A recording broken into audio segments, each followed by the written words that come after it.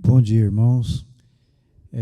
Graças a Deus, mais um dia nós podemos estar aqui e apesar de ser assim um pouco mais lento, né, mais devagar o retorno, nós estamos aí tentando retornar com a escola da caminhada e que Deus possa nos abençoar e que também possa ser um momento onde as nossas vidas possam ser edificadas pela palavra do Senhor e por aquilo que vamos falar aqui hoje. Tomara que o assunto pelo qual nós vamos tratar aqui hoje sirva para, no mínimo, te dar um pouco mais de ânimo, um pouco mais aí de expectativa, né, para poder continuar firmes aí no caminho do Senhor. Amém?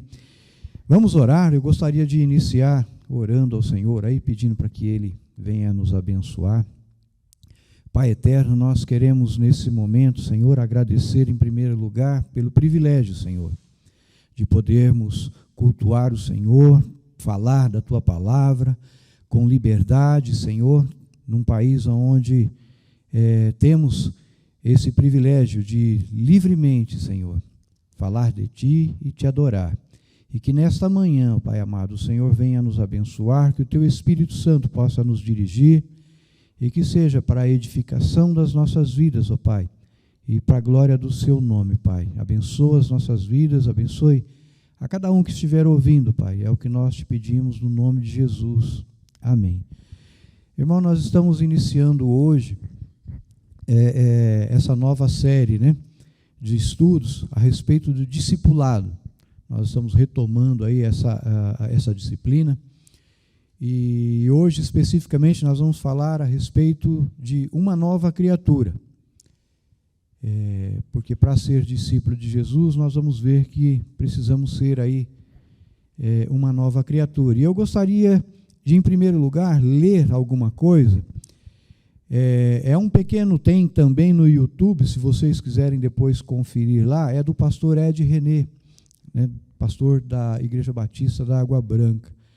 E ele tem alguns vídeos e tem um livro, né, ao qual se chama Talmidim. E eu gostaria de ler aqui um dos capítulos, um primeiro vídeo dele aqui, que eu acho interessante para você ter a ideia da onde é que veio essa palavra discípulo, lá na época de Jesus, como era. Você olhar assim a respeito de discípulo.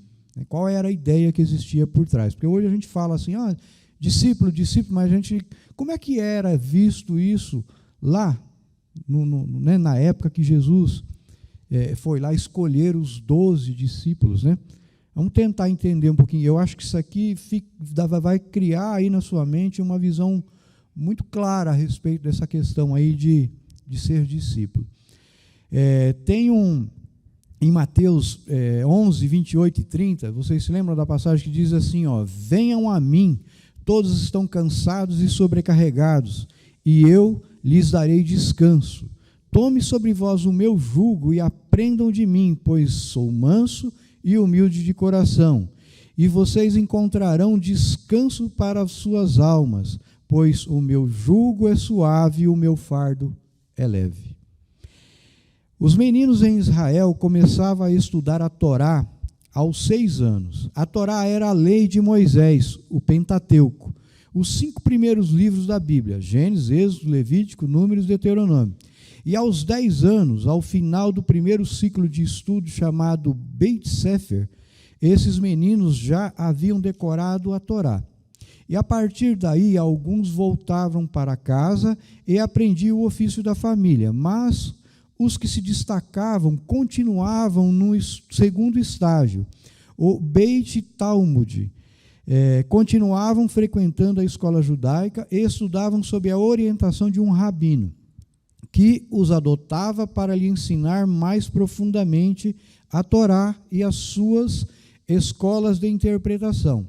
Esses meninos extraordinários eram chamados Talmidim, plural da palavra hebraica Talmid, que o Novo Testamento traduz como discípulo.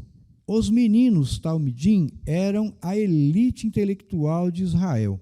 Aos 12 anos, já haviam decorado todas as Escrituras, os livros históricos, os livros poéticos, os livros de sabedoria e todos os livros proféticos. E aos 14 debatiam a tradição oral, isto é, a interpretação dos rabinos a respeito da lei.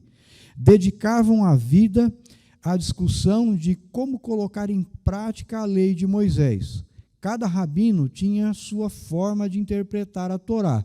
O conjunto de regras e interpretação de um rabino era chamado de julgo do rabino. Por exemplo, no tempo de Jesus existiam 2 rabinos muito famosos e conceituados, era Iliel e Sarmai, e cada um possuía um julgo, isso é, uma interpretação da Torá e os seus talmidim. É exatamente nesse contexto que Jesus diz: eu também tenho um julgo, também tenho uma forma de interpretar a Torá, também tenho uma forma de dizer qual é a vontade de Deus, também tenho uma interpretação para lhe ensinar como Deus deseja que vocês vivam. Mas Jesus é diferente dos rabinos de sua época. Ele diz: os rabinos colocam sobre os seus ombros um jugo pesado, exigências absurdas, mas o meu jugo é suave e o meu fardo é leve. Ele faz um convite: seja meu talmidim, faça parte do meu grupo de talmidim. O convite de Jesus se estende a todos e não apenas aos extraordinários. Jesus convida pessoas como você e eu. Não importa quem você é, não importa a idade, o sexo, classe social, o momento de vida em que você está, não importa o seu passado, não importa nem mesmo a sua religião. Jesus está chamando você para andar com Ele e ser um de seus discípulos. Não sei se para você isso fica assim muito claro, mas eu acho assim uma explicação muito legal, né? Eu sempre tinha visto essa passagem como algo a respeito de um descanso sobre a opressão que existia dos romanos, mas não é bem isso que acontecia, apesar de haver essa opressão.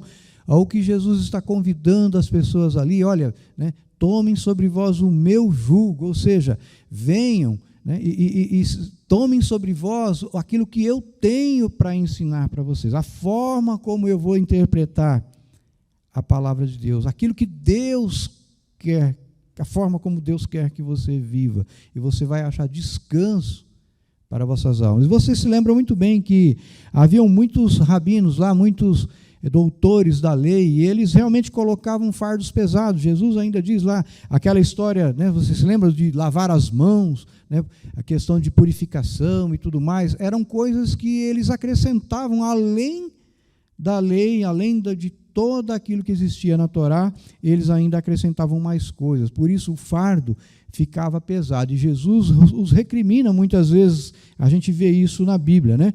Chama eles de hipócritas, porque eles simplesmente colocavam o jugo, só que eles mesmos não carregavam, eles mesmos não viviam aquilo lá.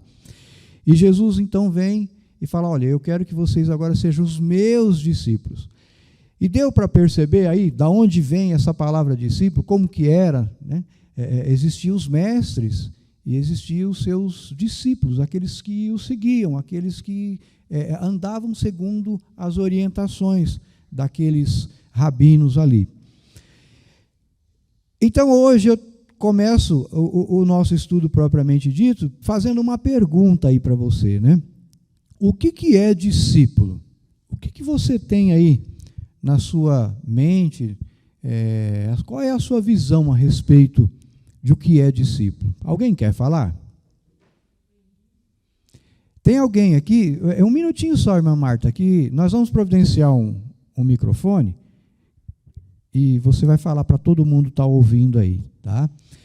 E aí você vai responder isso mesmo. O que é discípulo para você? Porque às vezes a gente, né, questiona: eu preciso ser um discípulo, porque você é um discípulo.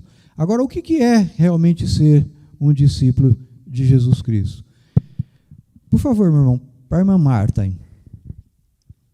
é um aprendiz, um aluno, onde a gente procura aprender a palavra de Deus. Um aprendiz, né? Um aluno. Isso seria uma definição do que é um discípulo, né? Alguém mais quer falar? O professor também, né? Onde tem o professor, aonde vai. Um discípulo, ele se torna também um discipulador, né? Ou seja, de aluno ele passa a ser um professor. Agora, qual a diferença entre um aluno e um discípulo? É um aluno, mas qual é a diferença mesmo? Porque existe diferença. Qual é a diferença, por exemplo, de um discipulador e de um professor? Apesar de um discipulador se tornar um professor. Veja, existe uma diferença, né? O aluno, ele vai lá, ele simplesmente aprende. Ele recebe as informações. E aí ele vai usar aquelas informações de acordo com aquilo que lhe é conveniente, daquilo que, para ele, depende do momento da vida dele, ele usa ou não aquilo que ele aprendeu, se for do seu interesse. Isso é um aluno, não é assim? Você vai lá na faculdade, na escola, né? Você aprende matemática, você vai usar a matemática de acordo com aquilo que você for fazer na sua vida, na hora que você precisar, de acordo com a sua necessidade aí, e a conveniência que existir. Agora, um discípulo, ele é diferente. Um discípulo, ele aprende, só que ele também passa a desenvolver toda aquela características da qual ele aprendeu. Ou seja, o professor ensinou, ele passa a pôr em prática na vida dele. Por exemplo, eu posso aprender a respeito de ciência e nunca ser um cientista. Não é verdade? Eu passo a ser um aluno, aprendi tudo de ciência, mas nunca fiz nenhuma experiência científica, né? E agora o discípulo não. O discípulo, tudo aquilo que ele vai absorvendo de conhecimento, ele vai transferindo para a sua vida diária, né? E agora, e um discipulador e um professor? O professor também. É a mesma coisa do aluno. Ele não tem um compromisso com aquilo que ele ensina. Ele pode ir lá, simplesmente apresentar aquela matéria pela qual ele está ali envolvido, para desempenhar, e ele simplesmente aquilo ficou ali, ele não traz para o seu dia a dia. Agora, um discipulador não. Um discipulador ensina você, por exemplo, vamos dizer assim, um discipulador ensina você a perdoar. Só que ele também tem que ser alguém que é perdoador. Percebe? É diferente. Um mestre, por isso que Jesus chama os mestres da época lá de hipócritas. Por quê? Porque eles, olha, faz o que eu digo, mas não faz o que eu faço. Não é assim. Para mim te ensinar, eu também preciso estar vivendo aquilo. Então, um professor, ele pode não ter compromisso. Agora, um discipulador, ele tem que ter um compromisso. É diferente. Assim como o discípulo tem uma profundidade maior do que o aluno, assim também o professor. Com certeza, ele vai ter aí uma responsabilidade, vamos chamar assim, maior em relação àquilo que ele está ensinando. Existe uma condição primordial para ser discípulo de Jesus. Alguém sabe dizer qual é? O que realmente a gente precisa para ser discípulo de Jesus?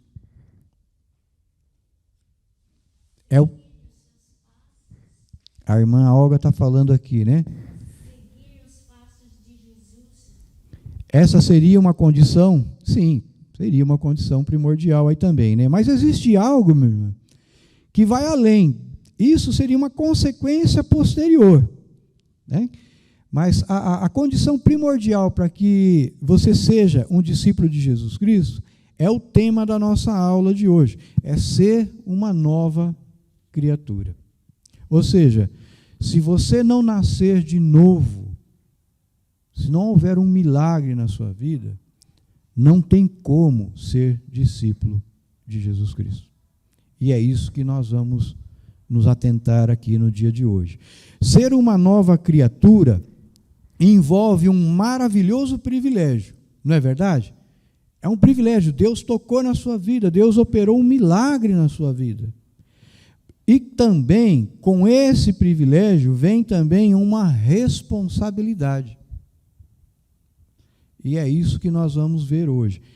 A questão do privilégio de termos aí recebido, né, de Deus esse milagre do novo nascimento, mas também envolve a nossa responsabilidade por ser hoje uma nova criatura.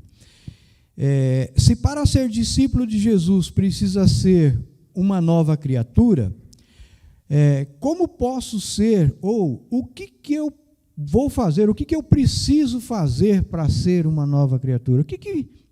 Existe alguma coisa? O que você precisa fazer para ser uma nova criatura?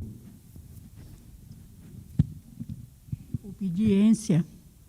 Para ser uma nova criatura, a irmã acha que precisa de obedecer, né? Obediência. Alguém mais quer falar alguma coisa?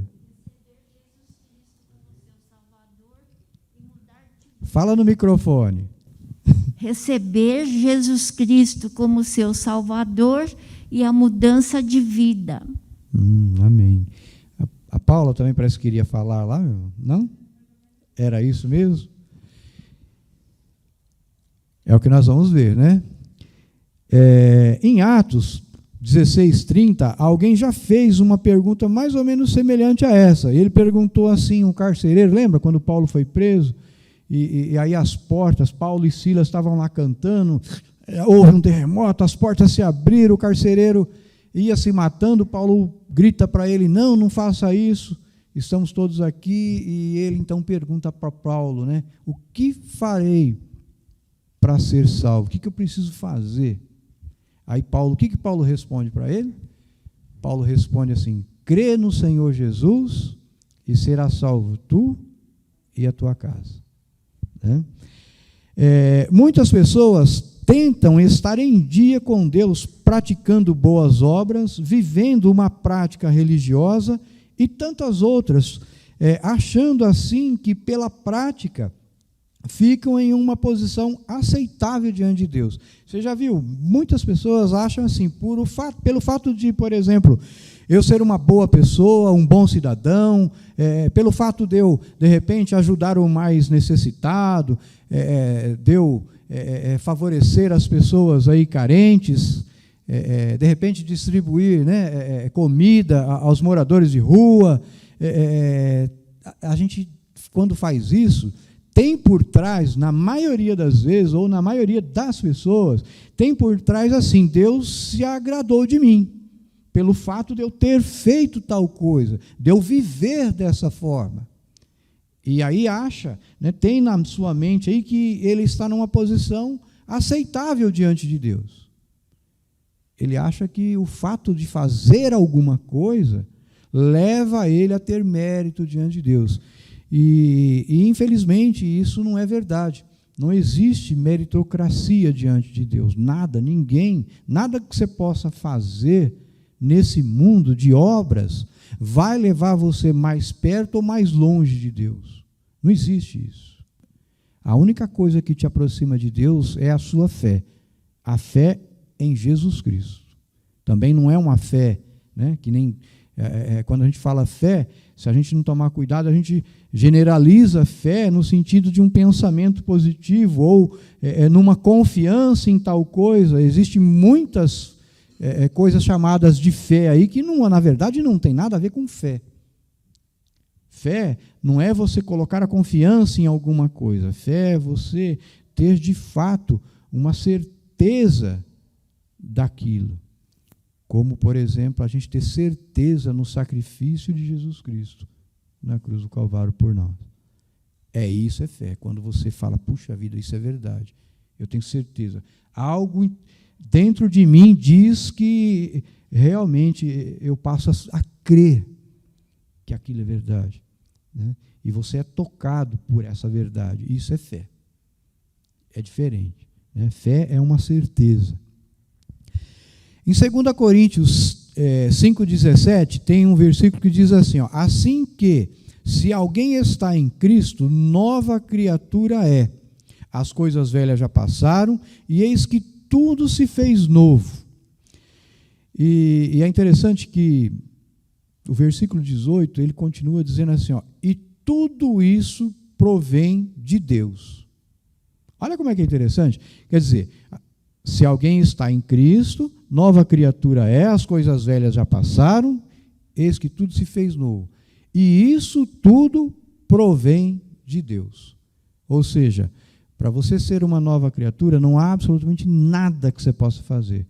Tudo foi Deus quem fez. Você simplesmente foi convidado por Ele, Ele fez um convite para você e você creu, você aceitou esse convite. Como Jesus fez aquele convite, né? Ao qual o texto de Mateus lá, vinde a mim, vós que estáis cansados e sobrecarregados. Quem veio a Ele, quem está em Cristo, esse aí então, né, acabou recebendo de Deus aí. Mas quem fez tudo foi Deus. Ser uma nova criatura é resultado de 3 ações de iniciativa divina, ou seja, foi Deus que teve a iniciativa. E nós vamos ver aqui, ó, a primeira delas é Deus nos dá uma nova posição em Cristo. Segundo o versículo aí diz assim, ó, se alguém está em Cristo. Antes de falar que é uma nova criatura, o apóstolo Paulo mostra que estamos inseridos em um novo cenário de vida, uma nova posição, não é verdade? Olha aí, né, esse versículo diz assim, ó, se alguém está em Cristo, aí então ele passa a ser uma nova criatura. Ser uma nova criatura não é para qualquer um, ou vão reformular, é para todos, mas não são todos. Quem é ou que se torna uma nova criatura? Aqueles que estão em Cristo. E aí surge uma pergunta, né? E aí agora eu gostaria que vocês respondessem, porque eu não consegui achar a resposta. O que é estar em Cristo? Porque Paulo disse que se alguém está em Cristo, é uma nova criatura. Então, o que é estar em Cristo? Deixa ele levar o microfone para o irmão falar, por favor, que aí todo mundo ouve. Eu acho que estar em Cristo, primeiro tem que crer nele e recebê-lo como seu Salvador. Porque se você não crê, você não pode estar em Cristo. E acreditar naquilo que ele fez, que ele morreu por nós, derramou seu sangue por nós. Isso tem que estar dentro do coração da gente. Isso. Muito bom. Alguém quer acrescentar aí?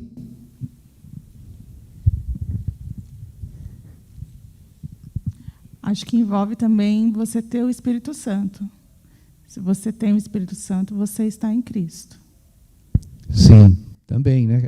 É algo, vamos dizer assim, como é uma sequência, né, onde vai estar tudo mais ou menos junto aí, os fatos que vão sendo ocorrendo na nossa vida.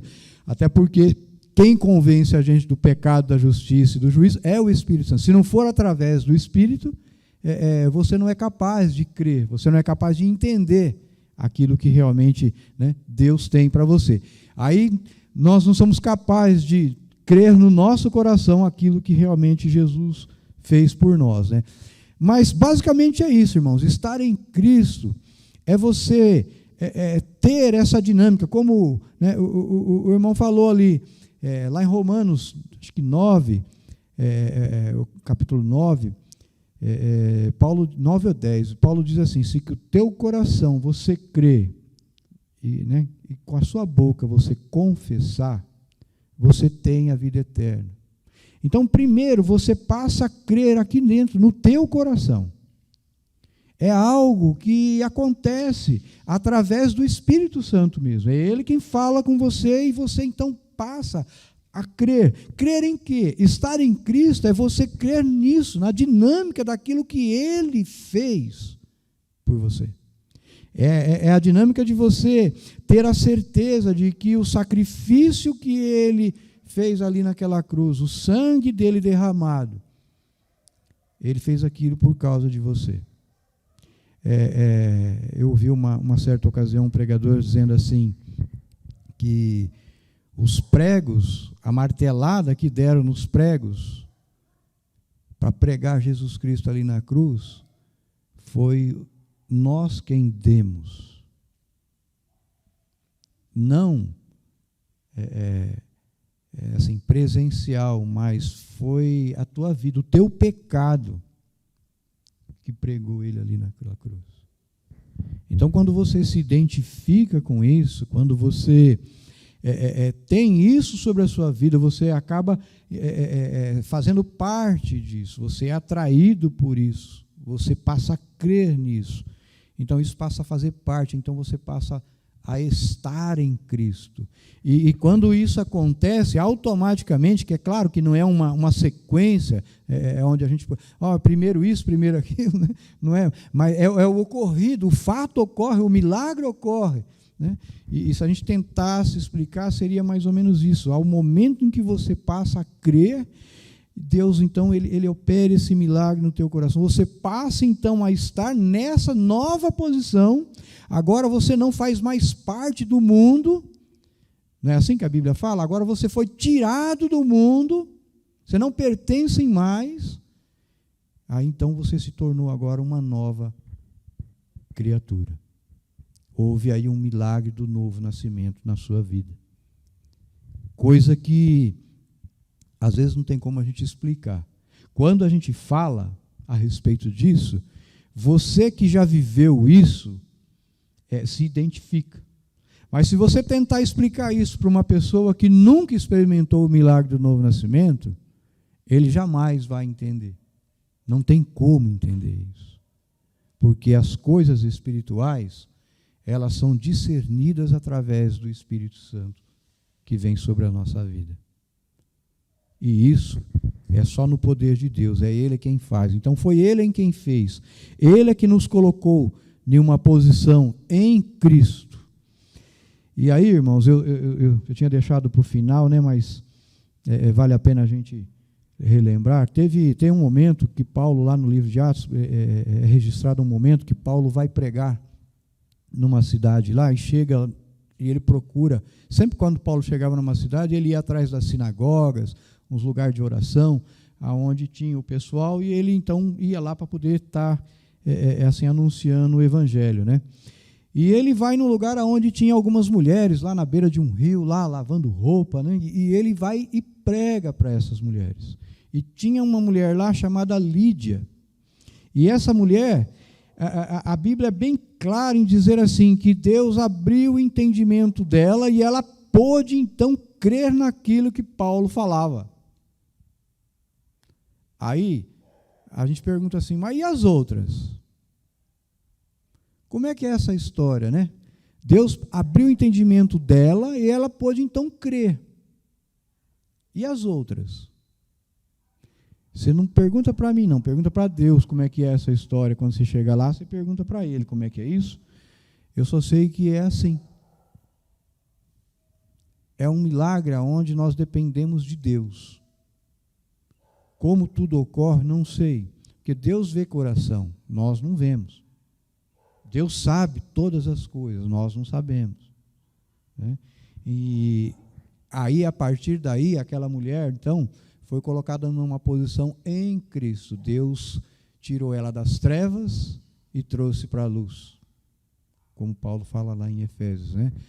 Ela se tornou, né, nós vamos ver aqui daqui a pouco, de criatura, ela passou a ser filha de Deus.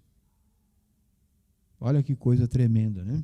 O milagre aí, o que acontece com as nossas vidas, aí, o que aconteceu e acontece, né? Segunda coisa aí que é iniciativa de Deus, Ele nos deixa o nosso passado para trás. Não é isso aí que o versículo fala? O versículo fala assim, ó, as coisas velhas já passaram. E o que são as coisas velhas? O pecado, né? É isso mesmo? Todo mundo concorda? As coisas velhas já passaram. A sua condição de vida, o seu destino eterno, que havia sobre você, a maldição que havia sobre a sua vida, ela já passou. Não existe mais condenação para aqueles que estão em Cristo Jesus. Não existe mais absolutamente nada que tira você das mãos do Senhor. Porque houve um milagre aí de um novo nascimento na sua vida. E isso vem de Deus. É Ele que opera, é Ele quem faz. O nosso passado foi apagado. Deus apaga o seu passado e projeta a sua vida para o futuro. Eu não sei você, mas eu estava ouvindo uma pregação a respeito da questão do final dos tempos, né? Da vinda de Jesus, da segunda vinda de Jesus. E é interessante, você começa a ouvir a respeito da segunda vinda de Jesus. Eu fico imaginando assim, para muitos vai ser ruim. Vai ser mesmo. Infelizmente, a Bíblia fala que vai haver choro, vai haver muita tristeza, né?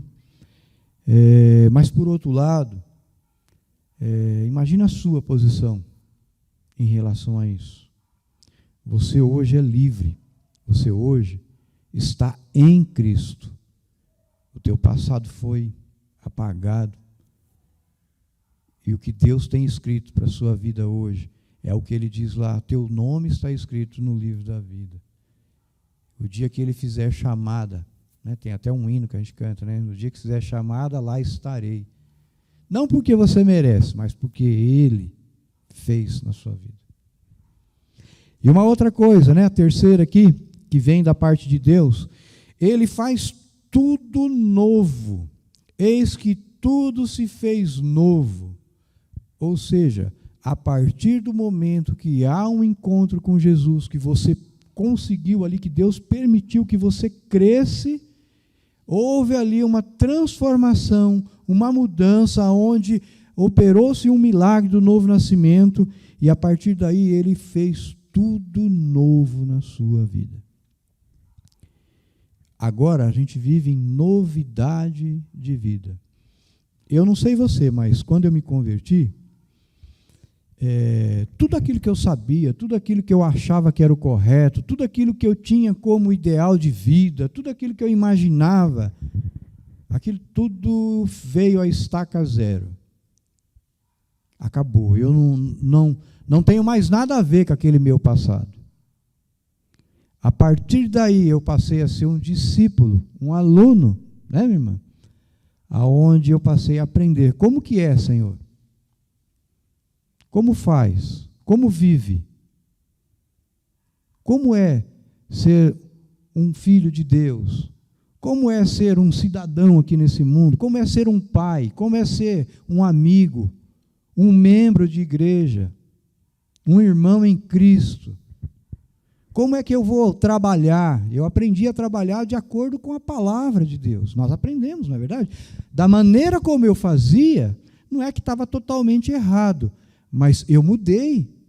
Eu aprendi agora a viver em novidade de vida. É uma nova vida, é uma nova experiência. Agora você passa a ter tudo novo na sua vida. A sua visão, ela é aberta. Agora, você entende, eu falando do final dos tempos, você sabe até como isso vai findar.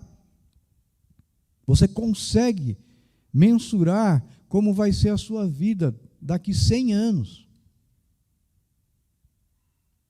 É incrível. Isso é novidade de vida. Isso é ser uma nova criatura. É você conseguir viver em um nível diferente. E nós vamos ver um pouquinho mais a respeito, né? A questão dos privilégios, né? Mas só para adiantar aqui, agora você não é mais aquela criatura perdida nesse mundo. Agora você é filho, filha do Criador do universo. É algo diferente, não é? Não é para você ser alguém, vamos dizer assim, como se fosse assim, não, eu sou o filho do presidente, né? Então dá a impressão que aí o cara cria status, né? Fica até mais metido, né? Não é para você se tornar metido, porque o nosso Deus não é assim, né? Soberbo, mas é uma realidade. É uma realidade, é uma bênção de Deus sobre as nossas vidas. É algo maravilhoso que Ele fez. A salvação, às vezes, se a gente não tomar cuidado, se a gente ficar focado muito nesse mundo, nesse plano de vida, a gente não começa a ver o quão maravilhoso é aquilo que Jesus fez na cruz do Calvário por nós. A posição que nós nos encontramos em Cristo é algo realmente que é inigualável. É algo maravilhoso. É viver em novidade de vida. É algo que não existe dinheiro que compre, não existe nada que se pague dessa forma. Agora, quem nós éramos antes de sermos transformados em uma nova criatura, hein? Quem éramos? Alguém quer falar aí? Que a Bíblia mesmo relata, né? Ninguém lembra? Pecadores, né? Pecadores, né? Condenados, não é verdade? Por conta disso.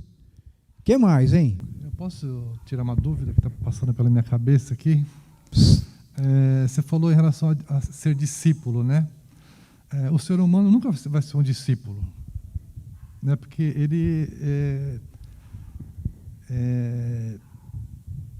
ele vive, eu acho que todos cometem pecados diariamente. Para você ser discípulo de Jesus Cristo, você teria que não cometer nenhum pecado, porque Jesus Cristo não cometia pecados, né?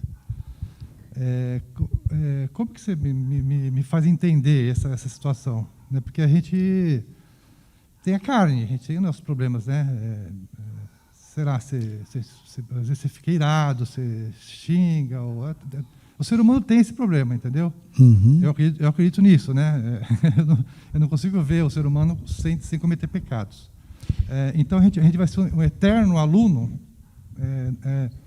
Nós não vamos chegar a ser discípulos, exatamente na concepção da palavra, né? Porque discípulo é imitar. Ser igual, né? né?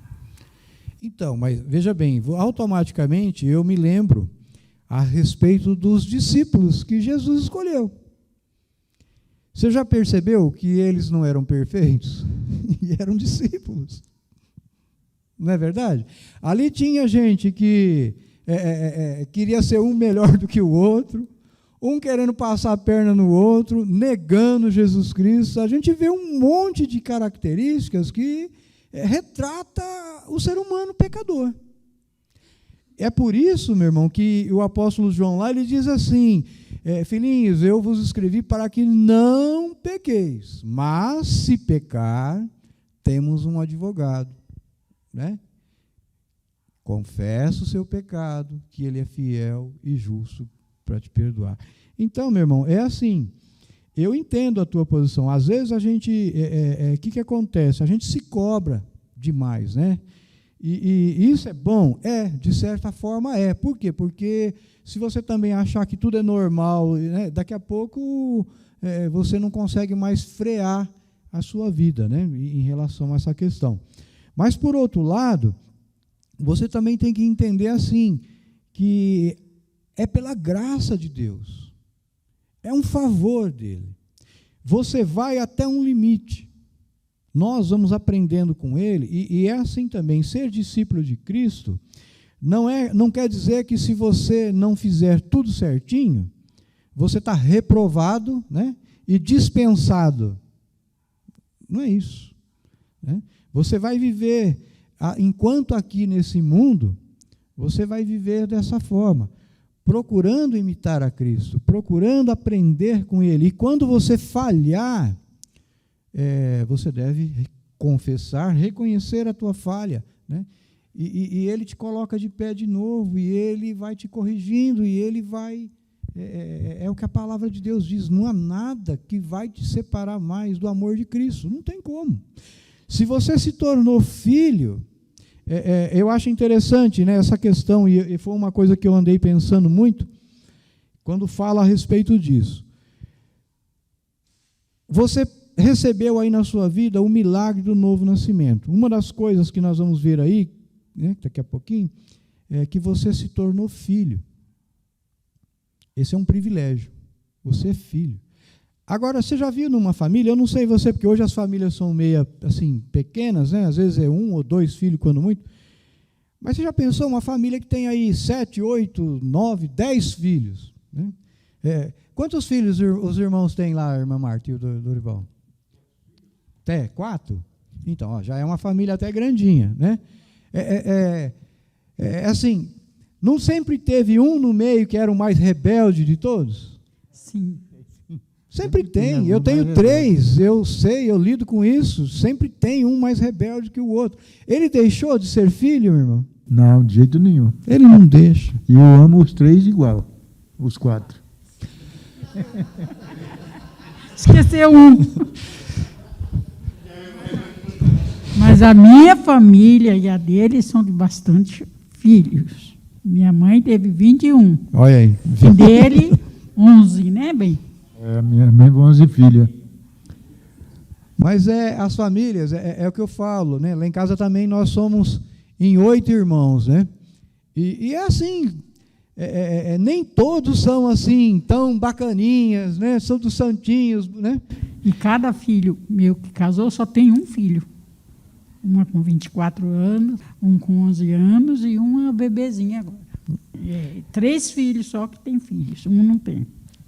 Aí legal, mas percebe, mesmo o filho mais rebelde, ele não deixou de ser filho por conta disso. E o pai e a mãe ama ele, torce por ele a vida toda. Não tem como. Como é que você vai... não, esse filho aqui está cortado, não é mais. Não tem jeito, não tem como fazer isso. Deus te adotou na família dele, ele fez um milagre na sua vida.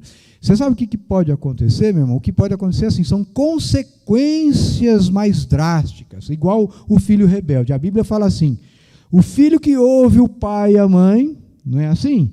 Ele é sábio.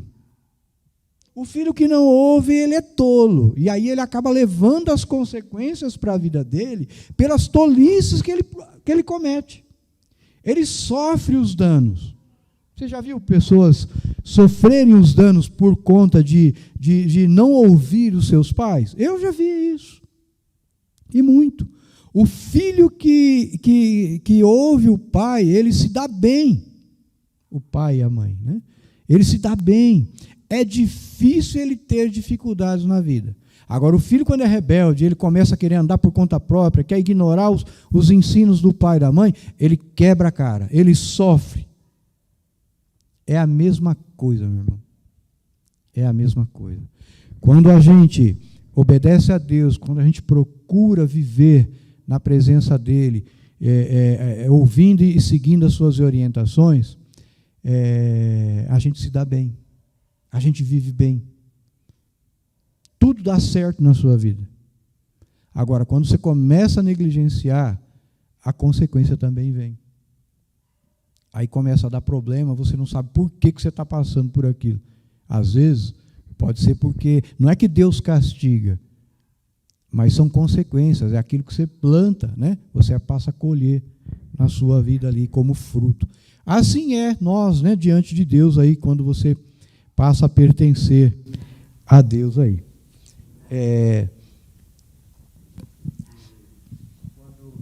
Quando eu comecei a criar meus filhos, então eu ensinava para eles, todos eles eu ensinava do mesmo jeito, o que tinha que ser e o que tinha que seguir, né? Então cresceram, e eu fui incentivando para eles estudarem, fazer faculdade. Aí o primeiro fez a faculdade, o segundo fez a faculdade e o terceiro fez a faculdade. Nós e eles ajudando uns aos outros, né? Um ao outro. O quarto, os outros achavam que ele não devia fazer faculdade. Aí onde eu entrei, né? Eu e a mãe. Por que ele não tem que fazer faculdade? Vocês não fizeram faculdade os 3? Ele também tem que fazer faculdade. Vamos ajudar ele a fazer faculdade. Ele fez a faculdade. Aí, tá vendo? É isso aí, uma família unida, né? E acaba... Hoje todos os 4 têm faculdade e prosperaram, todos os 4 prosperaram.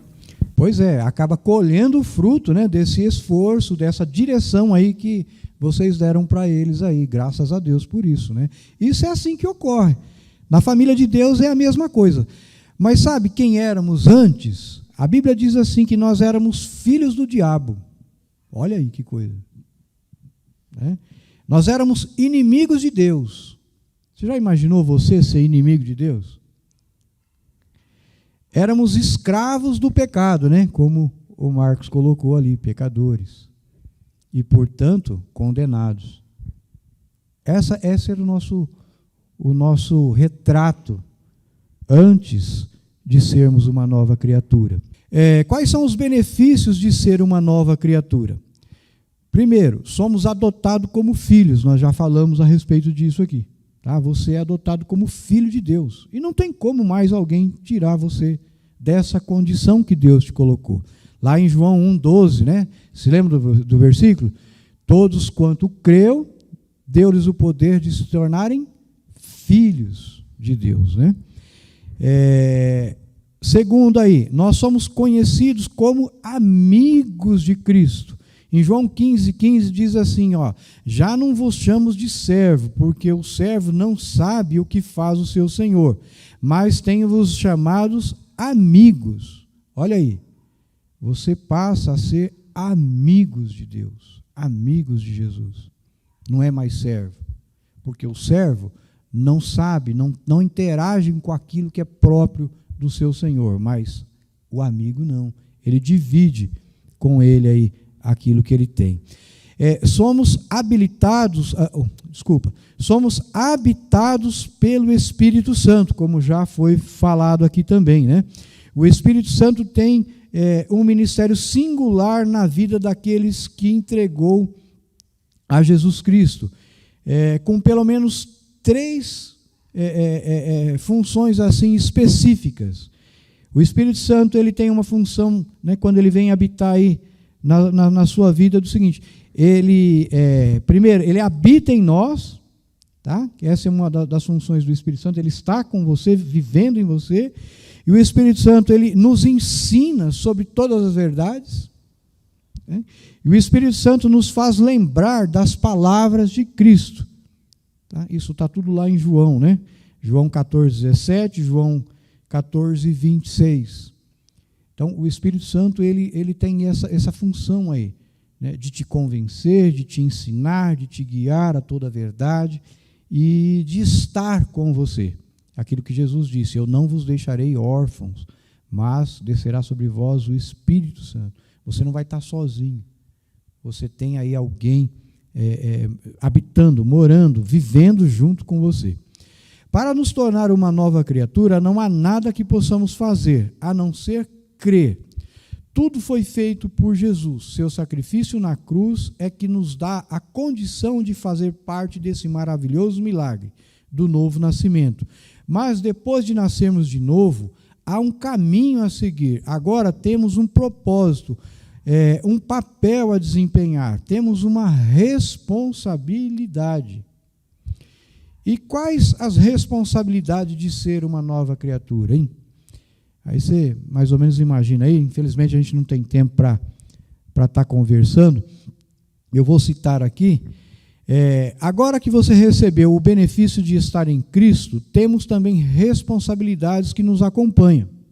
Você agora é uma nova criatura, você nasceu de novo. E agora? Agora você vai viver de forma diferente, agora você tem responsabilidades na sua vida, ao qual cabe a você querer ou não vivê-las, querer ou não segui-las, querer ou não executá-las. Primeira delas aí é dar fruto. Jesus diz assim, ó, não foste vós que me escolhestes a mim, pelo contrário, eu vos escolhi a vós, outros, e vos designei para que vades e deis fruto, e o vosso fruto permaneça, a fim de que tudo quanto pedirdes ao Pai, em meu nome, Ele vos conceda. Isso está lá em João 15,16. Naquela passagem onde Jesus diz assim, que eu sou a videira verdadeira, e vós sois os ramos. Então, cabe a nós darmos fruto. E aí Jesus falou assim, sem mim nada podeis fazer. Você precisa estar ligado na videira, para que então o fruto apareça. Agora, muitas vezes, isso infelizmente a gente não vai ter tempo, as pessoas interpretam esse texto dizendo que fruto é você evangelizar outra pessoa e trazer outra pessoa para Cristo. Aí você estaria dando fruto. E isso não é fruto. Isso é sua responsabilidade também? Sim. Como Jesus disse lá, ide por todo mundo, fazer discípulo. É nossa responsabilidade? Sim. Você aprende a ser discípulo e aí você vai aprender a ser o quê? O mestre, igual os meninos lá na época, né? Eles estudavam e aí a partir daquilo que eles seguiam o mestre, eles se tornavam mestres. Então, hoje, depois de aprender, você então vai aprender assim também a ensinar a outras pessoas, a fazer discípulo. É o nosso papel. Mas dar fruto aqui, que Jesus falou, não é isso, não é trazer mais um. Dar fruto aqui é você ter na sua vida, podemos entender como fruto as virtudes cristãs, que devem ser observadas em nossas atitudes, dando ênfase aqui na qualidade do fruto do Espírito Santo, que devem ser expressa na vida do cristão. Lembram dos frutos do Espírito Santo? Paz, alegria, bondade, mansidão, domínio próprio. Isso é fruto. Você deve agora, como nova criatura, produzir isso, viver isso. Aí você pode perguntar assim, mas não está acontecendo isso na minha vida. Eu não estou conseguindo. O que eu preciso fazer? Jesus ensina. Ele diz assim, sem mim nada podeis fazer. Você precisa se aproximar mais dele. Quanto mais você se aproxima do mestre, mais você vai absorver e vai imitá-lo. Você já percebeu que nós, seres humanos, somos assim? Se eu andar perto de uma pessoa que, vamos dizer assim, tem costumes que não são muito bons, ou, vamos dizer assim, costumes que não têm muitos valores cristãos, o que você acha que vai acabar acontecendo comigo? Se eu ficar no meio de muita gente assim, só daquela pessoa, daqui a pouco eu estou fazendo igual a ela.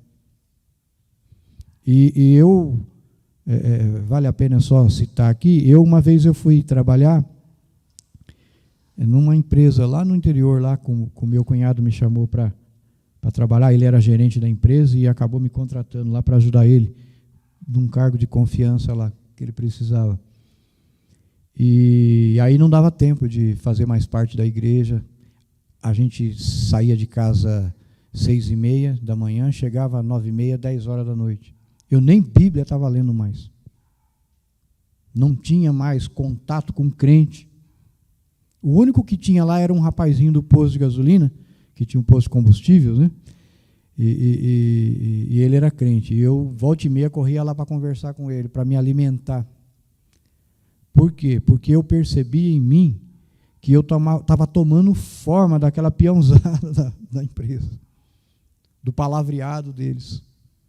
E eu entrava num galpão que tinha lá e eu clamava a Deus, falei, Senhor, tem misericórdia de mim. O que eu estou fazendo aqui nesse meio? Está me fazendo mal. Eu sou influenciável. Nós somos assim. Então, para se dar fruto, você precisa estar assim, vivendo junto com pessoas que estão um pouquinho mais firmes que você. Né? Fazer parte da igreja, participar de culto, ler Bíblia, orar. Tudo isso vai ajudar a você estar mais perto. E aí você então passa a dar frutos do Espírito Santo. Você passa a deixar o Espírito Santo dominar a sua vida. Se você negligenciar isso, com certeza, você vai passar a ser uma pessoa infrutífera. E por mais forte que você acha que você ninguém é tão forte assim. Depende da circunstância que você é colocado, provavelmente você vai ter problema. E a última coisa aqui, para a gente encerrar, uma das responsabilidades aqui é dar testemunho. Lembram lá de Atos 1:8? Né? Lá diz o quê? E recebereis sobre vós o Espírito Santo, né? Ao descer o Espírito, recebereis poder ao descer sobre vós o Espírito Santo, e ser-me-eis minhas testemunhas, né? Tanto em Jerusalém, Judéia, Samaria e até os confins da terra. E o que é ser testemunha, hein? Testemunha é falar de Jesus? Por exemplo, se eu chegar ali, né, com o meu vizinho na esquina ou no meu trabalho, aí eu vou lá e, olha, você conhece Jesus? Você já ouviu falar de Jesus? E aí eu falo a respeito de Jesus. Eu estou testemunhando? É isso que Jesus quis dizer lá em Atos 1:8? Dar testemunho, é isso? Até faz parte. Falar faz parte, né? Nós precisamos verbalizar a nossa fé. Mas dar testemunho vai além disso. Dar testemunho implica em você viver aquilo. Em você transferir a vida de Cristo na tua vida. O que Jesus faria em tal circunstância? Então, o testemunho, ele se dá quando você age da mesma maneira. Quando você passa a ter essas atitudes. É igualzinho o fruto, né, que nós citamos aqui. É você desenvolver a vida de Cristo. É você ter atitudes em relação a isso. Ser uma nova criatura não é uma opção, mas sim uma necessidade. Quem não nasceu de novo, ele é morto espiritualmente e não pode entender as coisas espirituais. Para ser discípulo de Cristo é necessário nascer de novo. E aí eu ia comentar a respeito daquilo que nós já falamos, da eleição, né?